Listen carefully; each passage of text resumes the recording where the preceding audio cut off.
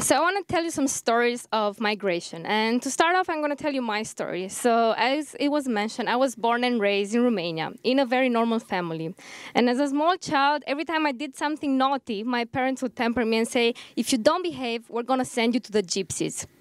Now, as funny as this might seem, that statement completely changed the way I saw Gypsies for the rest of my life. I never actually met a Gypsy that was that bad.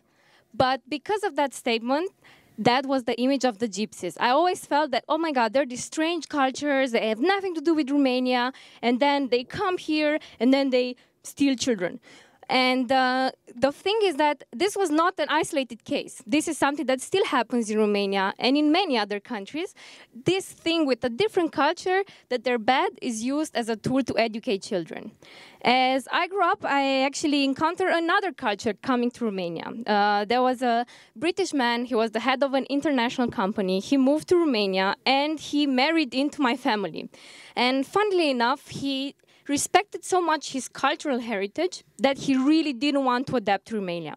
He didn't even do an effort to speak Romanian, he didn't even take the traditions, and he would literally tell us, I don't like you Romanian guys. And the point is that everyone looked up to him, and they would say, wow, he's such a respectful, impressive person. So for me, growing up, I was always in between these two extremes. One, the culture that's trying to adapt, and it's still seen as decreasing the value of the country, whereas you have the culture that's not trying to adapt, and it's seen as, wow, the value that they bring, they must be so much more above us, that's why they are so stiff. Okay, I'm trying to make it a bit more funny in the spirit of the day. But moving on, I had to go on with my career, and I actually ended up moving to Austria. And the first 3 years in Austria, what happened to me, because of these two extremes that I had in my head, is that I built myself a border. So I got so much stuck in work and in my group of colleagues at work that I did not want to go outside of that group. I didn't want to meet Austrians because I could not bear the shame of being perceived like we perceive Gypsies in Romania. I could not bear being put in a prototype of Balkanic food and cheap labor. So what I did for the first 3 years is that I worked so hard, and that was very good for my career. But on the other side, it got me not to celebrate at all migration and not to celebrate at all the fact that I'm a human being and I decided to bring value to Austria.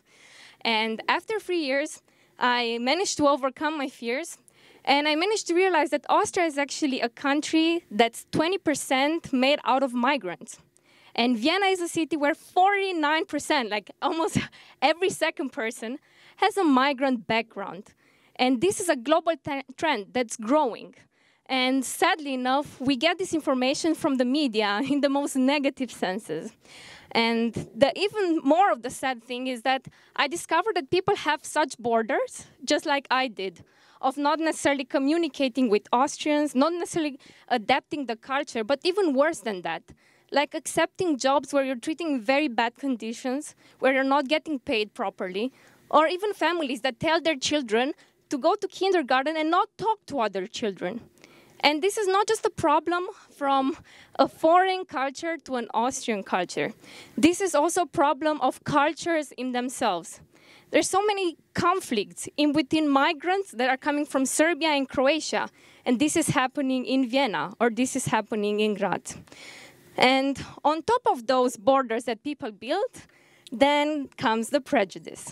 And the funny thing about prejudice is that prejudice puts on you some expectations that you don't really want to have on you. So imagine instead of putting these prejudices, that people would actually have expected of me from day one that I'm going to be successful, that I'm going to create jobs, that I'm actually going to, I don't know, become an educator and teach children, and all of that because of my cultural background. So growing up, I somehow realized that this cultural background is too much a prerequisite for what defines our success. And it's not always true. So I met my partner in business, who's also an immigrant from Romania, and we thought it's time for us to do something. I guess each of you who are a migrant or have been a migrant understand the deep reflection process you need to go through before you become a migrant. Because you first need to analyze your status quo so deeply that you decide you need to leave. And afterwards, you need to talk to your family, then you need to talk to your friends, then you need to gather enough money, which maybe back home it's 1 year of work, to come to a new country where you can barely afford to pay the rent. Afterwards, not only the language, let's assume you know the language, but you don't know the social etiquette. You don't know how to do business. You don't have any business contacts. You don't even get a phone. Especially in Austria, if you have not lived in Austria for a year, you don't get a phone. So there are so many things that you need to go through. It would be actually nice that at the end of the process, you get to celebrate. So that's how we thought. We thought it's time for us to celebrate migrants. And how should we do that? So what we actually did is that we founded an initiative that's called Younited Cultures, because we do want to unite cultures. And what we did, apart from talking to institutions and talking to NGOs and talking to immigrants, is that we decided that we're going to go culture by culture. And for every culture, we identify a migrant that has a story that's so inspiring and replicable, so it can be also done by other immigrants. And then we're going to put that story out there, not only through events and not only through communicating, but through actually designing beautiful scarves. So for every culture, that migrant that has a very beautiful story meets with an Austrian designer.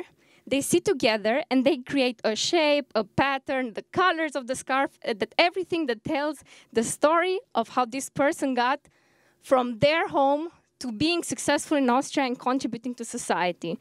And like this, by putting these scarves out there and these stories out there, we hope that we're gonna give these positive impulses to society. And to give you a very, very short example, and this is my last story, in Romania, we don't know so much about Polish people. And when I moved to Austria, there are lots of prejudices and a lot of mean jokes about Polish people.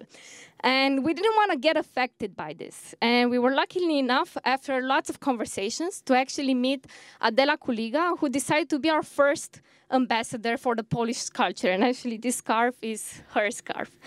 And funny thing with Adela is that she had, let's say, the traditional Polish experience. You're young, you're enjoying your life and starting a career in Poland, but you realize it's not enough. So you moved to Austria, maybe because you fell in love, maybe not. She fell in love. After a year, didn't work out. She still felt she's more connected to Austria and she wouldn't leave, but she didn't know the language and she didn't have friends. So she started working as a cleaning lady. She started serving tables. She started taking student jobs. She did that for almost 10 years, sacrificing her life goals and going through experiences that everyone would have seen as undesirable. And instead of seeing them as undesirable, what she said is, this is great. This is a great experience for me to learn how migration works. It's a great experience for me to see how every class of the society works and how they combine and how they merge in Austria. After going through these experiences, she actually became a coach for migration, and she started working more and more with the migration institution. And right now, she's organizing every year a very big career fair where she is starting off the careers of more than 3,000 migrants, especially the young ones, so the students, and making them believe in themselves. And she's right now one of the most impactful female migrants in Austria, after having been a cleaning lady. And this is the kind of story that, if it does not inspire you, you must at least recognize that this Polish woman has something, right? That she does something for a country that's not her own, so to say, because now it is her own. So these are the kind of stories that we try to identify. And right now, when I think of a Polish person or I meet a Polish person, those are the kind of expectations that I have towards them. I have the expectations that they're gonna, at some point, even if they're not in the best job ever, they're gonna move past that, and I project these expectations on them. And I tell them, you can do it, because look, Adela could do it, and then you can also do it. So as a final call to action, I would like to invite you that you unite cultures with us. And the way that you do it is quite simple. So for every culture where you have a lot of prejudices, I invite you to make a little bit more space in your memories, or that you somehow throw away some of those prejudices. And for each culture, you add an element of positivity, an element of success, and an element of celebration. And more than that, every time you meet someone who's coming from a different culture, such as a Romanian or a Hungarian or a Croatian or whatever, someone from Mexico, that you project these expectations on them instead of the expectations of, you're not going to achieve much, why did you come here? Project on them an expectation of success and allow them to celebrate and join them in their celebration of the fact that they are indeed migrants. Okay. Thank you. Woo!